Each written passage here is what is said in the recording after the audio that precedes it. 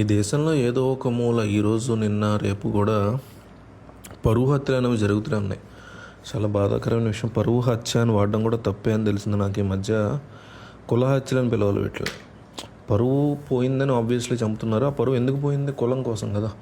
అవతల వ్యక్తి గురించో లేకపోతే అవతల వ్యక్తి అప్పులు చేసి తాగుబోతు కాబట్టో చంపట్ల. తండ్రి కానీ తల్లి కానీ ఆడబిడ్డ చేసుకున్న వ్యక్తిని కేవలం వేరే కులం కాబట్టి కుల అహంకారంతో చంపుతున్నారు కాబట్టి వీటిని పరువు హత్యలు అనకూడదు, కుల హత్యలని పిలవాలి కాబోలు.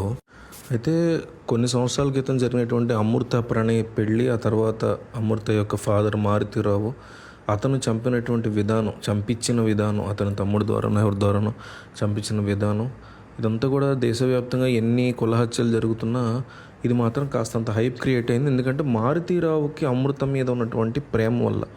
ఆబ్వియస్లీ తండ్రులు ఎప్పుడు కూడా కూతుర్ల విషయంలో అమితమైన ప్రేమతో ఉంటారు, కూతుర్లు కూడా వైసి వెర్సా, వాళ్ళు కూడా అంతే ప్రేమను కురిపిస్తూ ఉంటారు.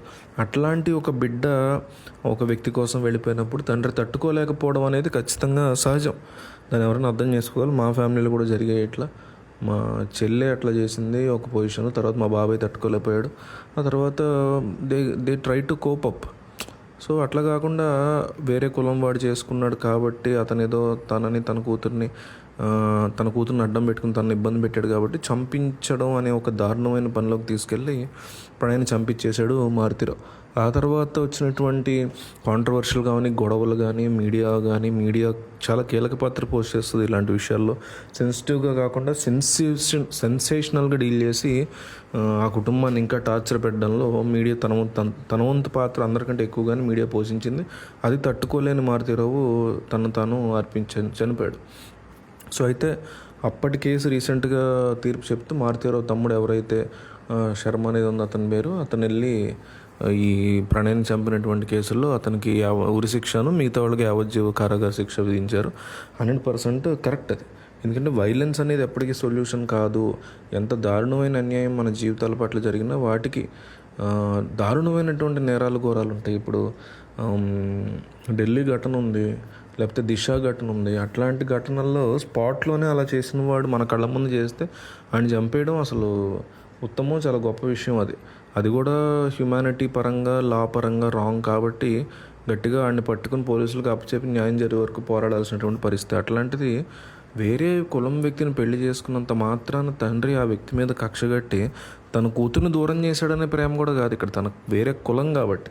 అలాంటి కులోన్మాదుల కోసం కోర్స్ తన కూతురు మీద ప్రేమ లేదా ఆయనకని కాదు, ఒక 30% ఉంది, కానీ మిగతా 70% ఆయనకి వేరే కులం వాడు చేసుకున్నాడనే బాధ ఎక్కువ కనిపిస్తుంది. అలాంటి మూర్ఖుడి కోసం వాట్సాప్ గ్రూపులు పెట్టి జోహార్ మారుతీరావు అని ఆ రోజు నుంచి ఈ రోజు వరకు గ్రూపులు పెట్టి కమ్యూనిటీలు పెట్టి ఆయన సపోర్ట్ చేసే మూర్ఖుల గురించి మనం ఎంత తక్కువ మాట్లాడుకుంటే అంత మంచిదన్న ఉద్దేశం. హింస అనేది ఏ రోజు దేనికి సొల్యూషన్ కాదు అనేది అర్థం చేసుకోలేని వాళ్ళు ఈ రకమైనటువంటి గ్రూపులను పెట్టి ఇలాంటి మారుతీరావులని జోహార్ అంటుంటారు. ఇదే ప్లేస్లో మారుతీరావు ప్లేస్లో ప్రణయ్ ఉండి ప్రణయ్ కూతురు కొడుకు ఉంటే ప్రణయ్ కూడా అట్లా చేసినా సరే ఇదే వర్తిస్తుంది.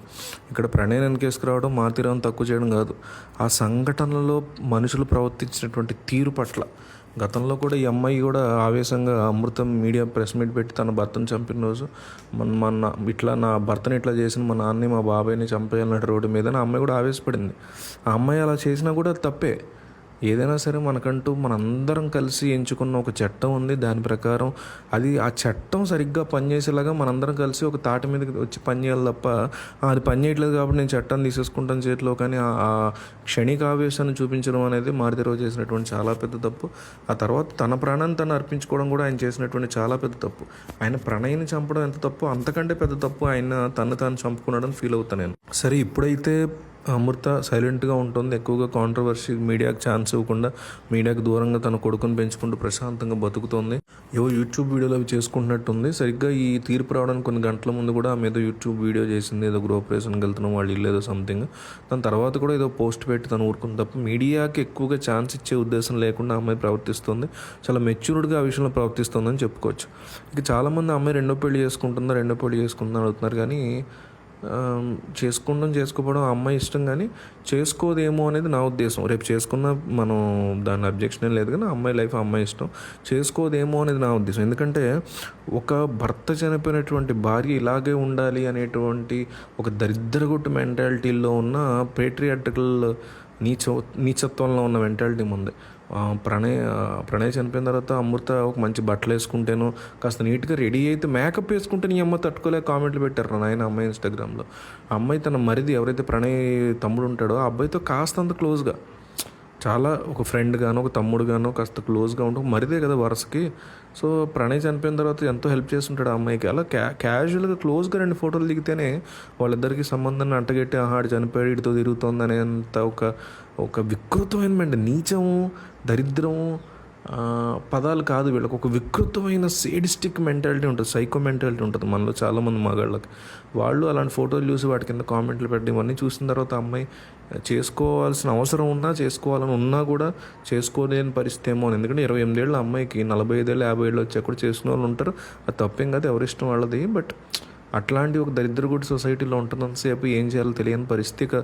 తల్లి కూడా భర్త వల్ల ఎంతో కొంత తాను చేసినటువంటి పని వల్ల తండ్రి చనిపోయాడు అనే బాధలో ఉంది కాబట్టి తల్లితోనే ఉంటున్నట్టుంది అమ్మాయి. చాలా తల్లిని చూసుకుంటూ బిడ్డను చూసుకుంటూ బతుకుతున్నట్టుంది. ఆ అమ్మాయి చేసుకున్నా చేసుకోకపోయినా మనకు సంబంధించిన విషయం కాదు, కానీ వేరే వాళ్ళ పర్సనల్ లైఫ్లో దూరం ఆ రకమైనటువంటి కామెంట్లు చేసే వాళ్ళకి మాత్రం ఇది చెప్పదలుచుకున్నాం.